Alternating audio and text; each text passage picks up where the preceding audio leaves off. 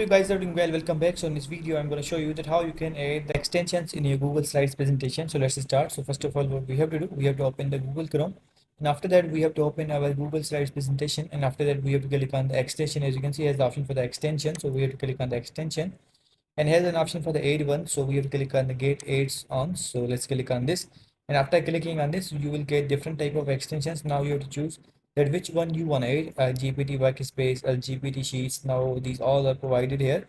For example, I want to add this one, so let's click on this, and after clicking on this, as you can see, has the install option. So we have to click on the install. It will take few seconds or few minutes in installing the extension. It's up to your device configuration, and it's up to your internet speed. If your internet will be fast, then you will get the faster results. So as you can see, now it's done, and now I'm going to click on the allow, and after clicking on the allow, it will be added in our Google Slides presentation. So we have to wait for a few seconds, and after that you will be able to use this. So as you can see, now it's done. I'm going to click on this, and now let's move this, go to the extension.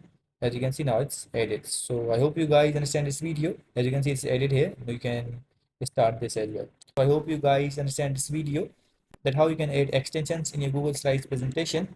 So see you guys in the next video.